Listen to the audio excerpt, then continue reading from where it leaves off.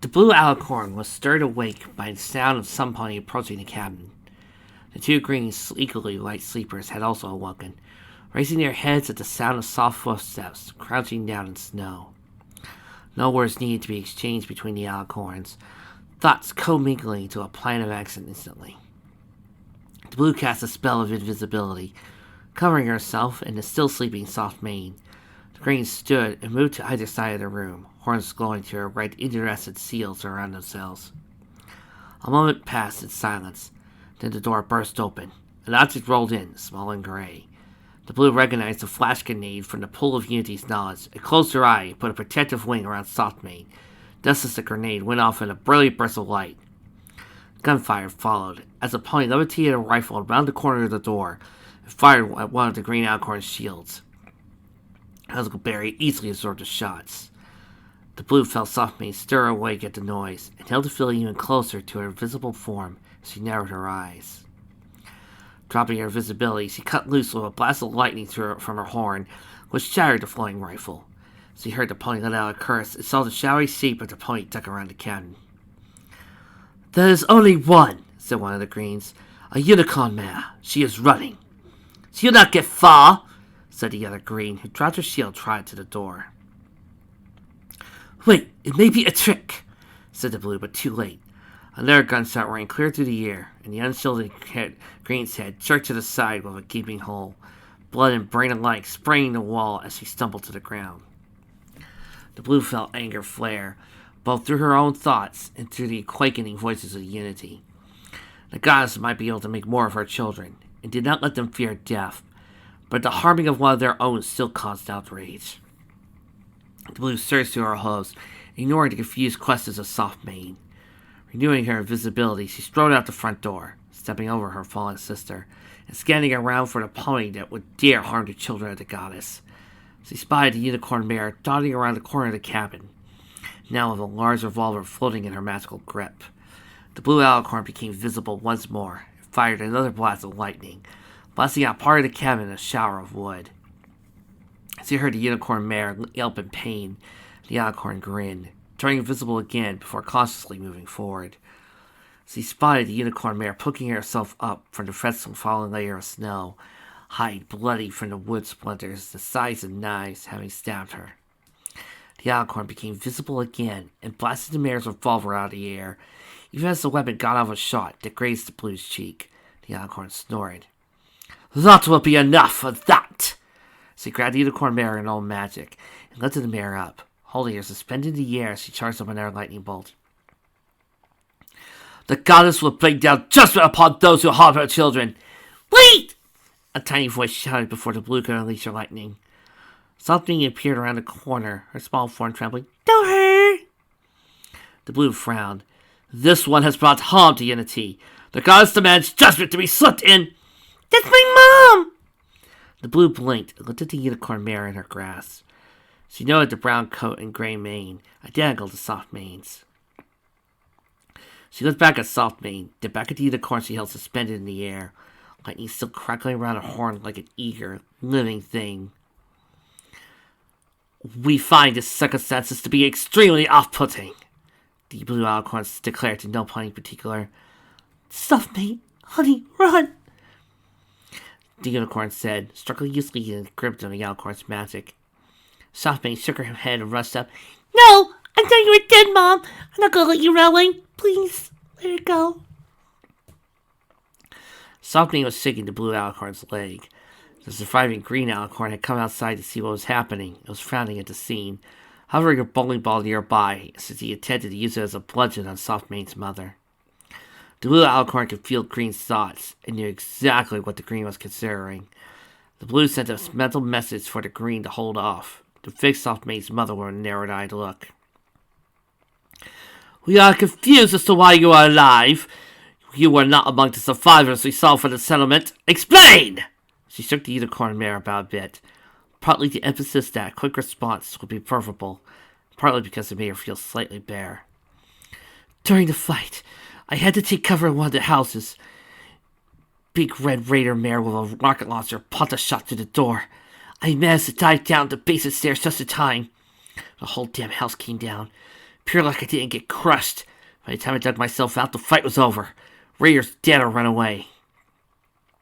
And my daughter was taken by you. Whatever a Tartarus you are! We are the children of the goddess, the blue said, holding her head up high. Then quirked an eyebrow. You followed us? All this distance? So quickly? Unicorn Mare's brown eyes flashed with intensity. You had my daughter. I had tracked you all across Equestria without rest, without fail to get her back.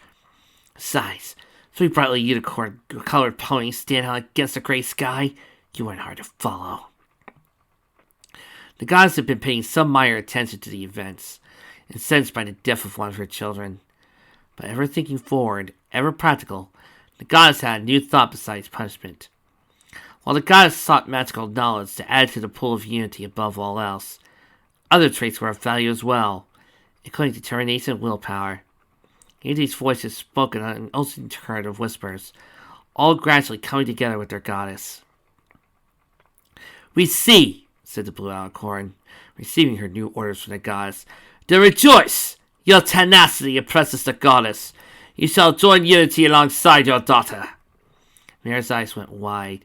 Her features turned to a snarl. What are you talking about? I just want my daughter back, you blasted monsters! Softmane gulped, looking between two. You couldn't just let us go? You don't really need us in this Unity, do you? You can just forget you saw us. The blue alicorn for a moment considered the option. Not for long, however. The goddess asserted her will, making any further thought rather moot. The blue felt a pang of disquiet, saying, There is no need for fear. The two of you shall be together in unity, forever. It'll be a better life than what you would find otherwise. We give you our word. Softmane's mother was less than enthused at the response and struggled greatly. The blue alicorn had to use the rather inelegant method of blunt force trauma to knock the mare unconscious. To bite her thoroughly with strips of cloth taken from the candle's window curtains. Softmane was eager to console, seeming so relieved that her mother was alive. She wasn't particularly argumentative. Will we really be together, me and Mom? We'll be okay in the Unity or whatever it is? The filly asked anxiously. Of course! The goddess does not lie, the blue alicorn said confidently. Softmane chewed her lower lip, looking at the body of the green that her mother had killed. Sorry about your friend. We do not mourn death, for death does not trouble the children of the goddess. Our sister lives eternity in unity, as shall you and your mother. Silence stretched out between them as the sky lightened with the gray wash of pre-dawn. The air was frigid, but the blue kept the area warm with a heating spell as he helped her remaining sister secure Softmane's mother to her back with more strips of cloth. And he flew all day to be close to home. The blue couldn't wait to be back in the safe embrace of Unity's full presence. Mostly so it silenced the uneasiness in her at the offense of this trip. It made her think far too much. As he held Softmane onto her back, the filly wrapped her hose around Blue's neck one more time. As he spoke up, Does it hurt? Does what hurt? Joining Unity. The blue looked up, thinking. She couldn't honestly remember what joining Unity was like. Amid the wash of countless memories from hundreds upon hundreds of ponies that had gone through the process, the actual memory of the event was elusive. She was about to say she didn't know, when the gods exerted her control once more. The overbearing presence floating through the blue alicorn's consciousness like a heavyweight blanket. Of course it does not hurt. You'll be fine, little pony. Trust the goddess. The goddess withdrew the alicorn and had a small frown from Softmane. She had the faintest impression, despite not really remembering the event, that the goddess wasn't being entirely truthful about the painlessness of joining Unity. However, ultimately, it didn't matter. Painful or not, neither Softmane nor her mother could recall the process. And if they did, they would not care. Unity was all that mattered. They took to the sky. 2 remaining alicorns now bringing 2 more candidates to aid to the ranks of Unity. As they broke through the tree line, sailed past low-hanging clouds, Softmane wrapped herself up in the blue alicorn's mane. Before long, she felt the filly shaking again, and the alicorn sighed. Are you crying again? Looking back, she saw Softmane was indeed crying. For some reason, the filly was also smiling. The blue cocked her head, confused. Yeah. Softmane laughed, wiping her face with Blue's mane, which caused the alicorn to give the filly a cross look. Softmane responded with a sheepish grin and shrug. Don't know why. My home's gone, but My mom's okay, so I don't know what to feel. I'm happy, but I'm crying. The Blue shook her head. Strange. There will be no such confusion for you soon. Soft Mane took clenched tight around the Alicorn's mane. What's anything like? Is it a town or what? Ha! It is not a place, but a state of being. You shall be like us. Strong, eternal, safe under the protective watch of the goddess. So, like you. So me and Mom will be all big and horny? The Alicorn stumbled in midair, dropping several dozen feet before regaining her balance and staying her flight. Yes, in a manner of speaking. We would prefer you not to use such phrases in the future. However, Something giggled. Oh, that's so cute. You get embarrassed. I'm a big silly. I know all about that kind of stuff. What, does the goddess not let you have cool friends? The filly grinned evilly, whispering in the Alicorn's ear. Or mere friends? There was now a red Alicorn in the sky, instead of a blue one. We demand you cease teaching us this incident. The goddess wills that dirty-minded fillies behave themselves and act properly. Ooh, or what? Or we spend an hour practicing our battle rolls. After a frightful squeak and burying herself in the Alicorn's soft mane said, I'll be good. The blue Alicorn nodded her approval at the pacified filly, settled to what would hopefully be a relaxing and uneventful flight toward the goddess. She pointedly ignored the snickering from the green Alicorn, or the infused thoughts from some of the others in Unity. Softmane that wouldn't have been put up by such comments. Enough, though, Softmane said. I think you need to name. We're going to be families together in this Unity thing. The blue sighed, rolling her eyes. We do not need names. We explained this. Even if you gave us names, we would not remember them after joining Unity. He pointed out the green. He was back to playing with the bowling ball, floating between her hubs as he paid half attention to flying. I don't know why I forget. Softmane said, I have a really good memory. Mom never has to tell me to sing us it twice. Well, maybe twice, or 3 times. But anybody can mistake rabbit and bear tracks. It is... never mind. We are tiring of arguing. Name away, said the blue Alicorn irritably, though some part of her was highly pleased with the filly's insistence. With no memory of what her name had been before joining Unity, she couldn't remember what having a name was like. Something about the nonsense seemed pleasant.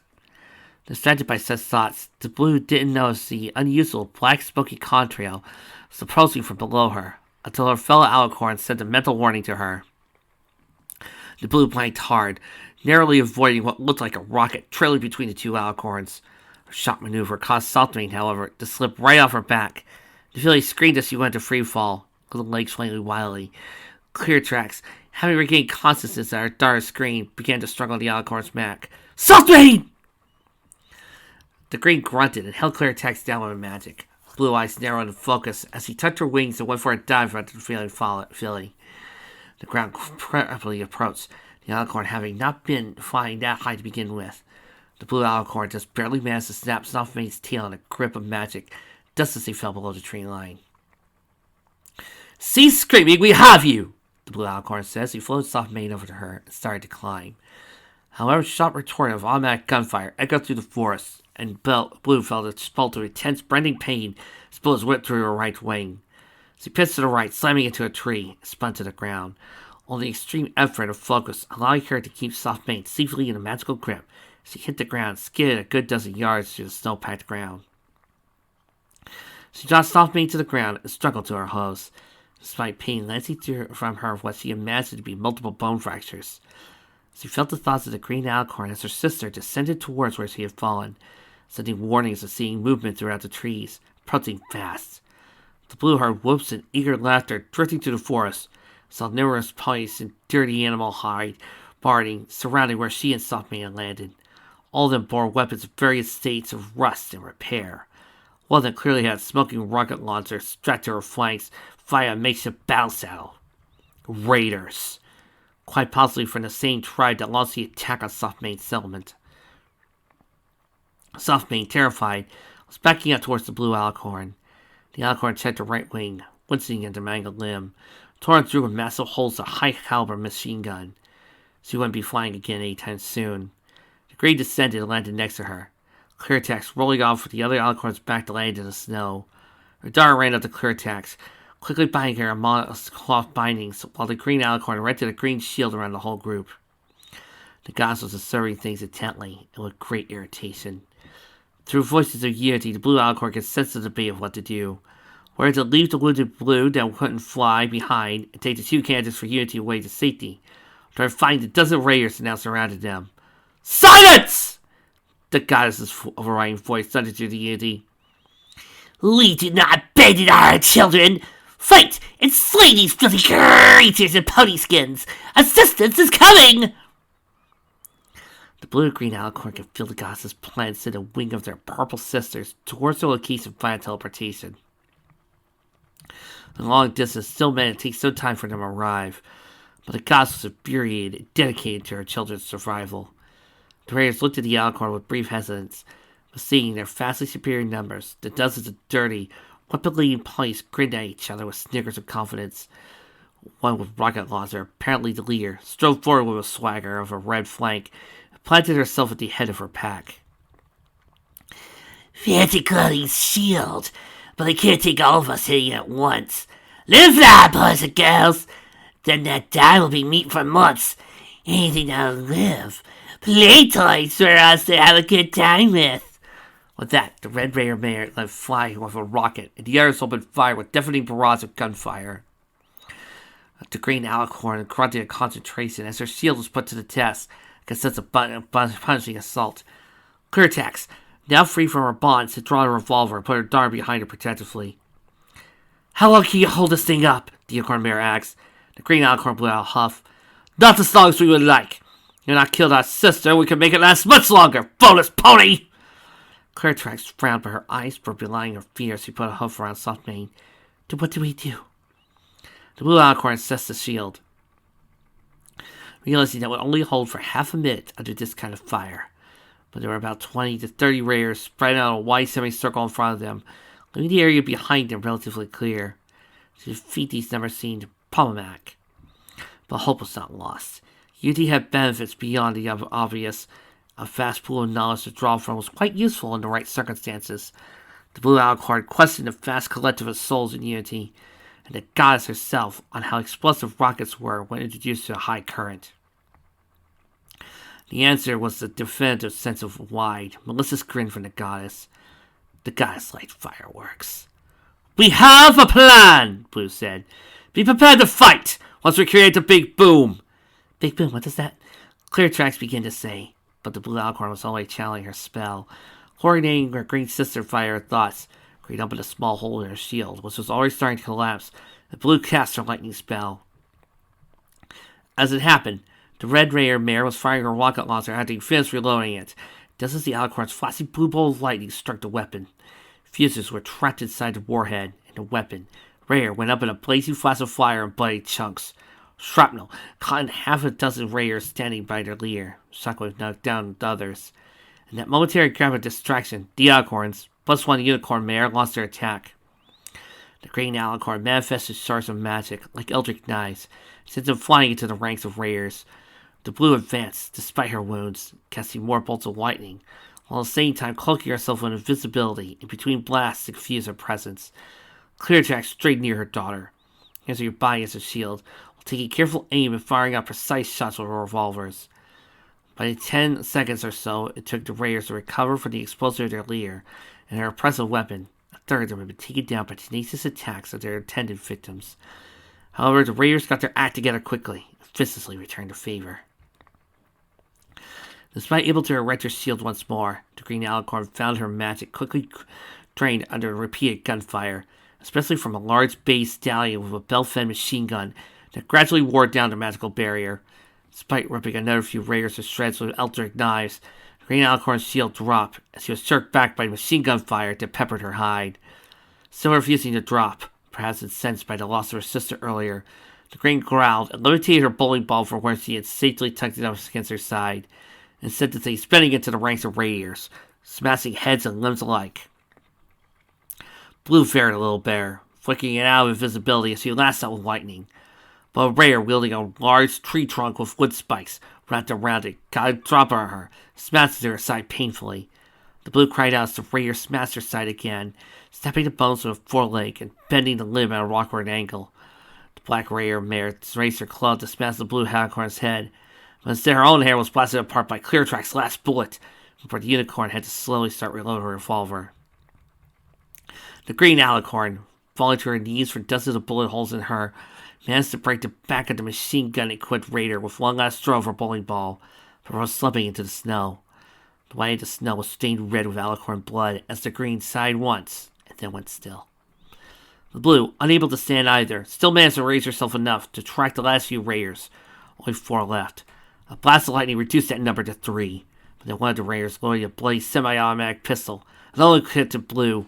Most of the shots went wide due to the raiders' poor aim, but 3 or 4 smacked to the alicorn's hide as she felt the long puncher clean through.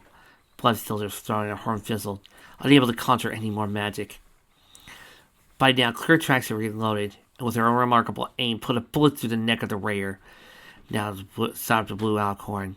Last remaining our raiders were both armed with melee weapons, a spear and knife, and both were felled by Cleartracks as they tried to rush her. The battle had taken less than 2 minutes, when I left the snowy forest clearing covered in a field of dead bodies.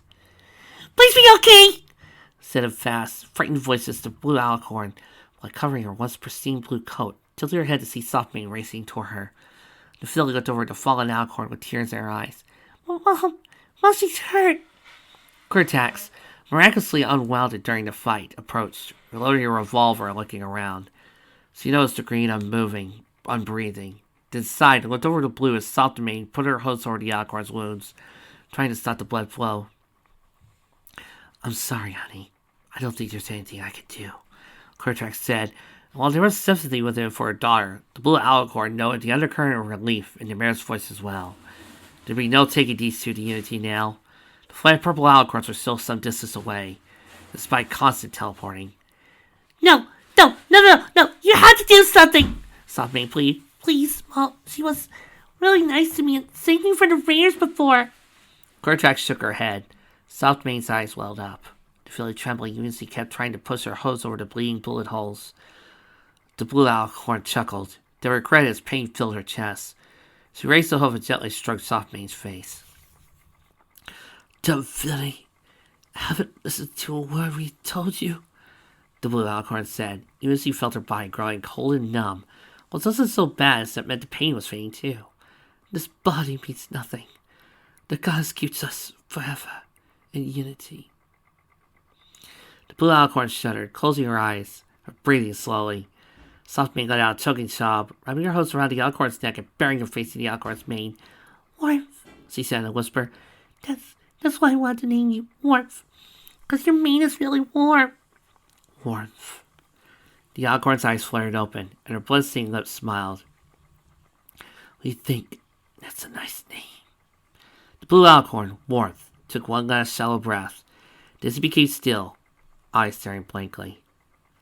Cleartracks allowed her daughter to cry for a minute longer, but suspected he didn't have long before more alicorns showed up. Thankful that these 2 alicorns had died protecting her and her daughter, Cleartracks had no intention of letting more such creatures take them captive again. As soon as he pulled Softmane away with a gentle but firm hoof. Come on, honey. We have to go, Cleartracks said with comforting softness. Softmane let her mother lead her from the clearing, though she looked back one last time at the form of the fallen alicorns. Her small brown eyes stared at the scene, as if trying to stamp it into her memory. Her mother's hose pulled her close in a hug as Softmane hung her head, so the filly was lifted to Cleartracks' back as the mother and daughter left the clearing behind. By the time the goddess' flight of purple alicorns arrived on the scene, there were no sign of tracks from the captives the goddess had attempted to join Unity. Cleartracks had covered her trail well. None of the alicorns knew how to begin a search. The goddess considered sending a flight to Softmane and Cleartrack's settlement, but this expedition had been costly enough already. Way annoying as waving through both Unity, the goddess ordered her alicorns to return home, solving to focus her attentions on the more populated central regions of Equestria from now on, and leave these isolated mountains alone. They just weren't worth it. Amid the cheering chorus of Unity's many souls, one soul floated in the aether. Constance losing also all sense of individual identity amidst the endless hum of her many sisters. But one word remained hanging, clear, despite the buzz of Unity's other souls. A word that for other reasons he was already forgetting seemed very important, so he held on to the word, not letting it be swept away. Warmth.